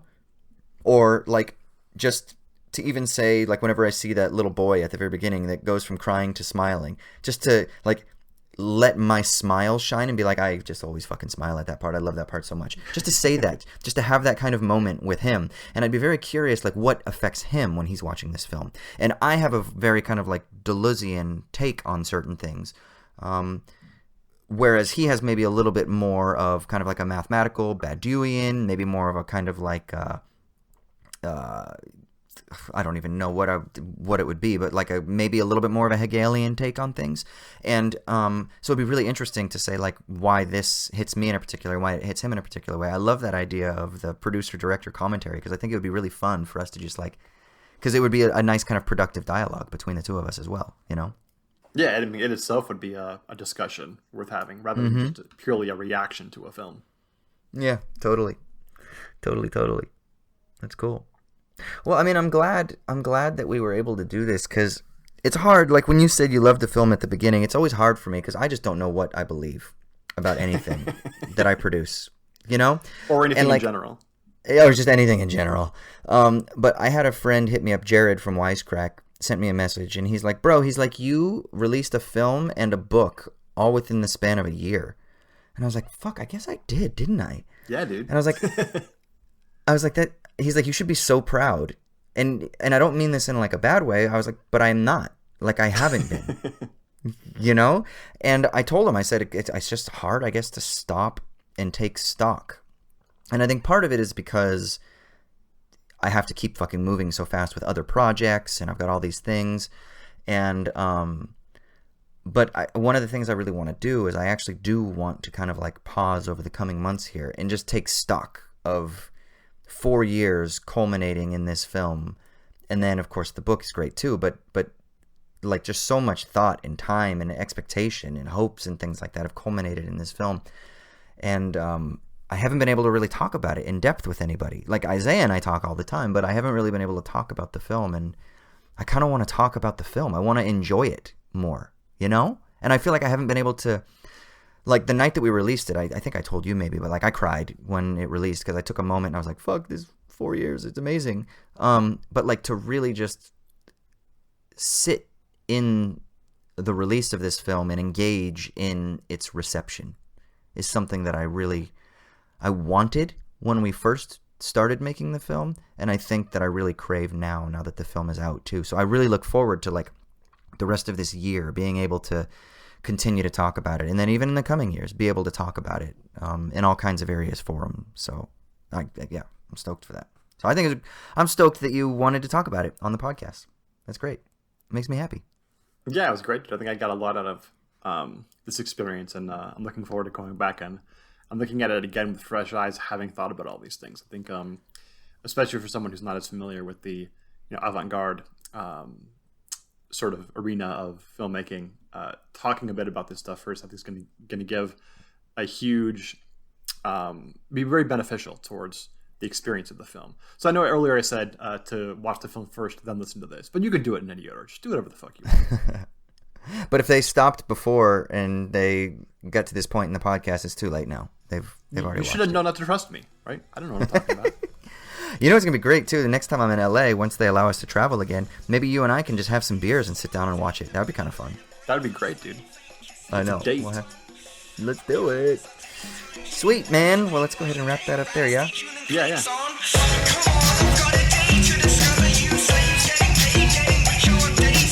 All right, sweet. So now we got to move on to the final segment of the episode. This is the Sticky Leaves. This is where one of us gets to talk about something that is giving us meaning in a world that is potentially meaningless. And obviously, my film is giving you so much meaning, Troy. But outside, overflowing with meaning. Outside of the cup that overfloweth with inventing the future, what is giving you meaning in this bleak time of the pandemic? So, yeah, it's the pandemic, right? So you get nothing to do but, like, sit around and binge watch TVs and stuff.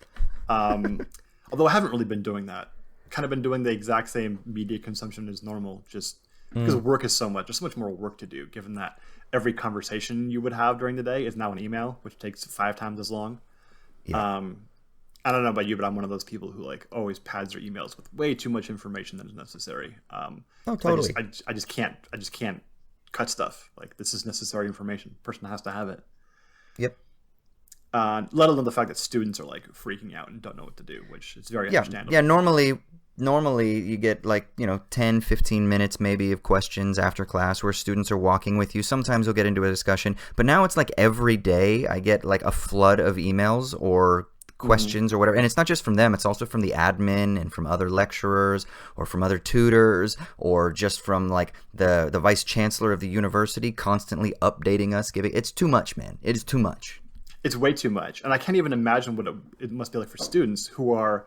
So I'm getting dozens and dozens of students emails, right?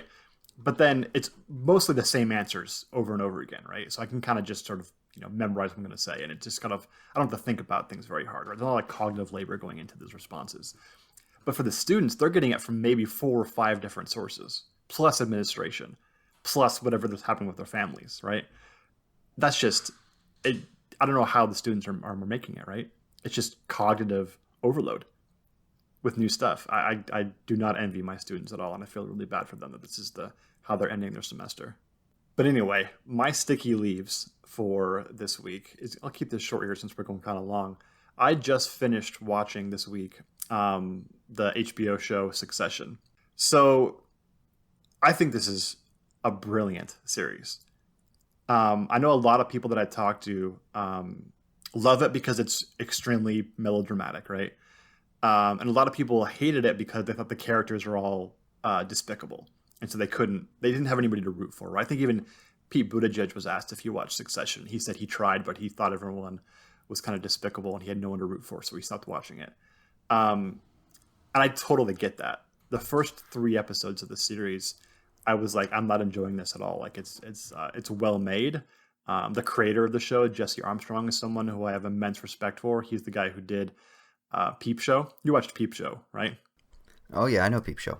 Yeah, with Mitchell and Webb, and which is I think one of the most brilliant comedies ever made. I absolutely adore that series, and so I was gonna watch this no matter what, given that Jesse Armstrong's doing it, and I think he's brilliant. And he also worked with like Armando Iannucci on what's the UK version of Veep? I forget what it's called. Oh, I know what you're talking about. In the Loop, right? In the Loop. Yeah.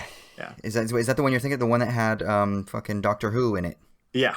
Peter. What's his name? God. Yeah. Fuck. I know what you're talking Capaldi. about. Yes. Peter Capaldi. There we go. Yeah, that's the one. Yeah, it was wonderful. So I was gonna watch this no matter what, and those first 3 episodes are really hard. I know that Armstrong himself, I've read interviews, have said that you should go back and watch those first 3 episodes, and you might get a different appreciation of them because they just drop you into the tone of the series immediately without sort of like nudging you in, and so it's meant to be a bit alienating. But after those first 3 episodes, I have loved every single second of this series, and it's not because it's so overly dramatic. There's a sort of like tone to a lot of sort of political dramas, which is rich people behaving badly and then just upping the stakes because they have so much money they can just do whatever they want, and that's incredibly entertaining to watch. Like I think Billions is kind of in that mode, and I can't stand that whole like mode of television series. I kind of hate that, and I thought Succession was going down that route. I probably would have given up on it, honestly, if it wasn't Jesse Armstrong being the guy who was doing this. And I came to realize through watching, it's been 2 seasons that we finished here. It's not at all what it is. This series is, and there's a reason why Adam McKay, I think, is involved in this. It's exposing the moral rot at the heart of the elite class in America. The whole thing is it's a dark comedy, really, before it's even a drama. And it's extremely funny, first of all. It takes a minute to get used to the humor and to understand it because it's just so off-putting at first. But I think it's just hilariously, uproariously funny throughout the entire series, with some of the greatest barbs thrown out that you can ever imagine. But then also, I think that it, unlike, a lot of dramas that are about rich people behaving badly, it really has this incredible moral center to it, because the point of it is to be like an expose on moral psychology of elites, why people are the way that they are. You see them behaving badly, and you disparage them in your mind, right? And you hate them, which you're right to do because they're bad. And then you start to understand why they're that way. There's some background on the family histories and everything like that, right? But even that would be, I think, not all that much of an achievement, because we've had lots of why bad people are bad narratives, right? Right. It goes beyond that and gets to the issue of why these people are the way that they are, and then why that's so bad for them, even. Why even they can't get the things that they ultimately want, why they can't really flourish, why they can't really be great, ultimately. It really shows that alienation. It's alienation, but even more than that, I think it's weakness. It shows how every single person is bad because they're weak, ultimately. And not weak in the sense of like physically weak or mentally weak or something like that, right? Like some sense of we could all just be ubermensch, then we'd all be heroes or whatever. Yeah. But it's ultimately about vulnerability and people sort of doing everything they possibly can to stave off their vulnerability and their relationships with one another, to not really have relationships. The real point that I get out of the series is that these people don't even have relationships at all. There aren't any. They even sort of laugh off the idea. Every time a deep conversation starts to actually happen in the series, because it organically happens because they're human beings, right? They start to make jokes. because they can't be vulnerable. And I don't think I've ever seen moral psychology better depicted in a piece of media than this. And it's maybe just because this is something I'm thinking about a lot now, and so it's right in the forefront for me. But I've listened to some interviews and read some interviews with Jesse Armstrong, and this seems to be clearly his intent behind the series. So I don't want to say too much about it because I think even though this sort of like the moral psychology aspect of it, I think, is very much on the surface, you can enjoy it without even thinking about that, probably, because the barbs are so good and the drama is very entertaining. That's certainly an aspect of it, right? Without encouraging anybody out there who maybe gave up on it early or who sees it as part of this deluge of rich people behaving badly drama, and sort of has a sort of distaste for that, which I certainly understand and agree with, to go back and give Succession another try. And at least get through the first half of the first season. Because I think once that aspect of it comes out, it's incredibly deep, while also being incredibly funny. And I think that's a really hard marriage to make work. How many seasons are there? 2.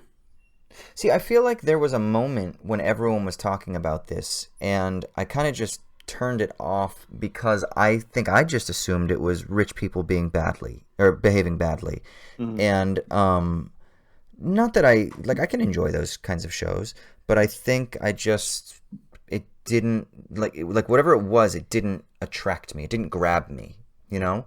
But if it is as you say, this is actually perfect because I just finished Ozark and I've felt a void in my quarantined life. So I was like flipping through Netflix trying to figure out what was going to be next. So is this on Netflix or is it like Amazon or something?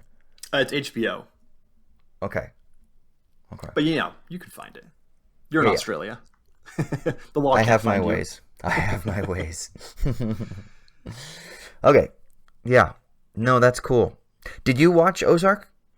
No, but I'm hoping to at some point. It's a Netflix thing, so we'll binge it at some point in the future. Okay. Yeah, I was thinking because when it first came out, I know Ozark had like mixed reviews, but it seems like lately, the last couple seasons, people really love it. Is that the case?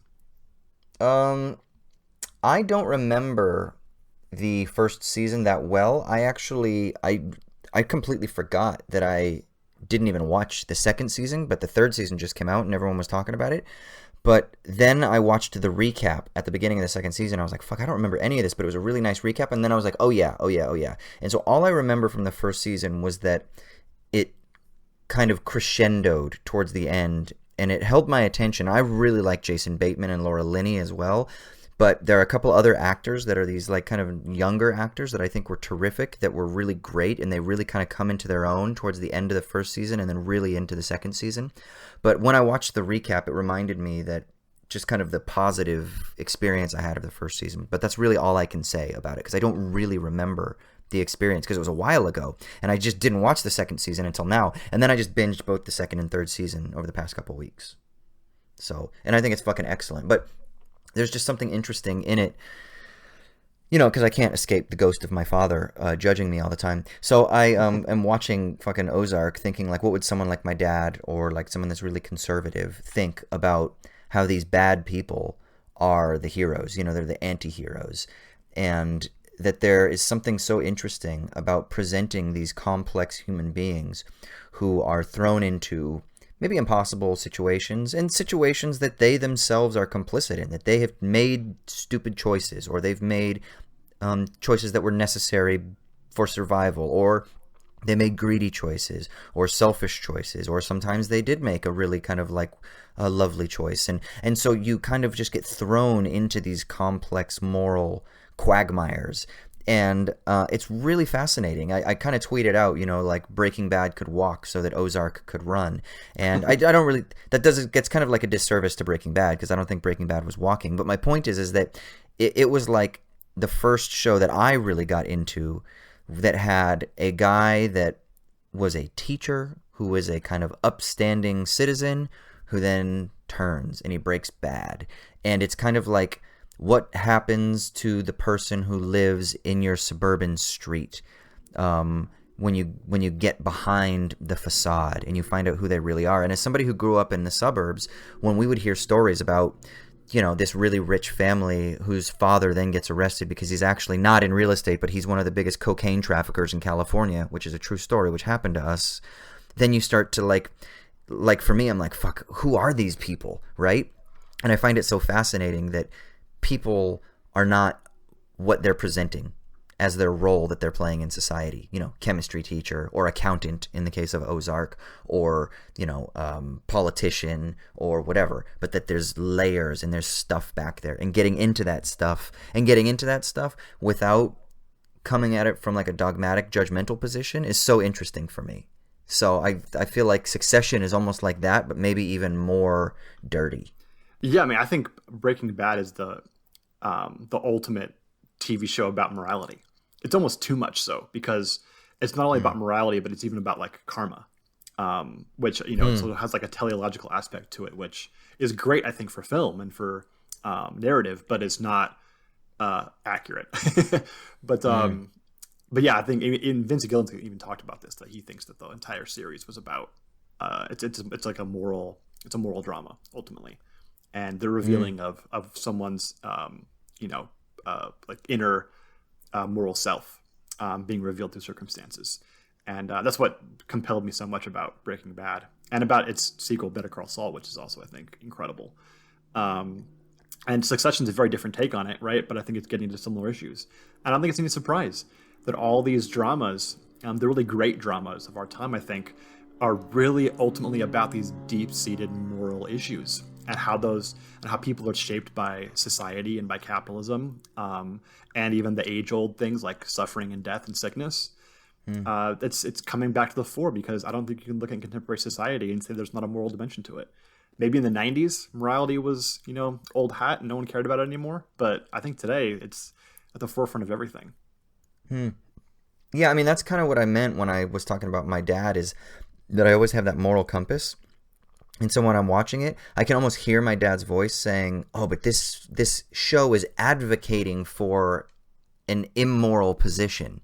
And I kind of watch this and I say, no, it's not. I think it's actually doing the opposite. I think that this is almost like, rather than it being a representation of an idea that it's trying to communicate, it's actually just expressing a certain social unconscious.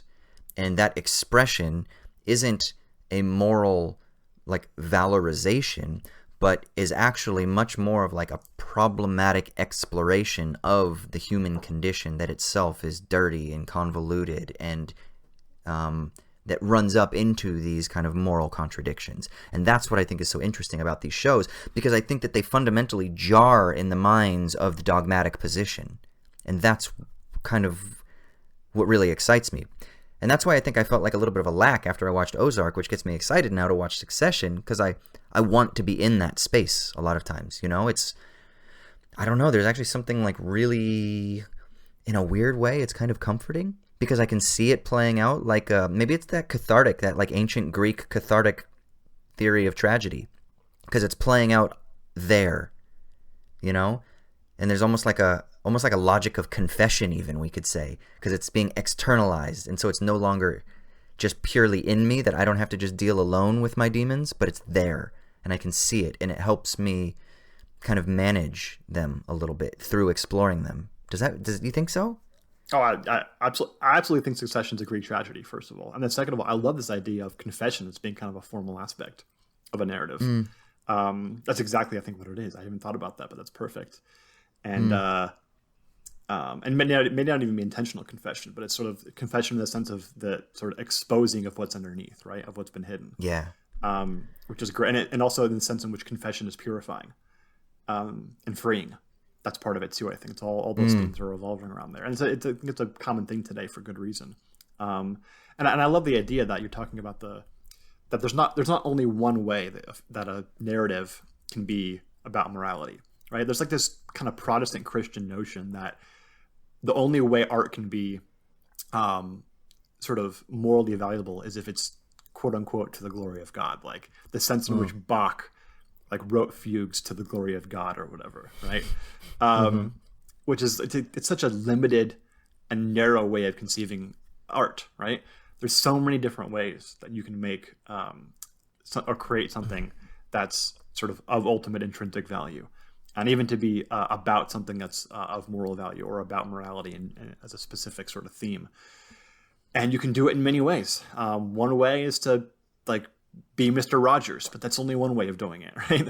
There's many other ways, and I think there's a really important sense in which, because morality is so full of conventional platitudes and sort of conservative traditions that are not really sort of thought about very much or examined very well, sort of kind of popular moralities that way, we need series and movies and books to be about morality without having that pretty gloss on it. And now you finished reading some Flannery O'Connor short stories. And I think, the Catholic tradition, for some reason, seems to have a much better grasp on this issue than the Protestant tradition, at least in America does. About really, Flannery O'Connor's writing entirely about morality, but in this really dark vein and perspective. But that's super important, I think, for understanding sort of the parts about moral life and how moral life is situated within an unjust and unfair society that we have to be thinking about, because those are the main issues that we have to deal with every day, both individually and at the political level. Yeah, totally. Well, cool, man. All right, I'm gonna check out Succession then. All right, so should we leave this here? Yeah, man. Let's go ahead and wrap things up. All right, this has been a long one, but I think it's appropriate given the weighty themes that we're dealing with here. Yeah, so thank you guys so much for tuning in. You know where to find us: Twitter, Instagram, owls_at_dawn for both of them. You can email us, owlsatdawnpodcast@gmail.com. Patreon to support us. And what else, man? What am I forgetting? Oh, all over the internet. We're everywhere. Ubiquitous. That's right. Okay, cool. Well, I think that's pretty much everything we got to say, unless there's anything else you want to say before we get going. Just one more thing I can think of, dude. What's that? Your grandmother is the revolutionary subject. Oh, wait, no, I mean, Das Vidania Amerikanski.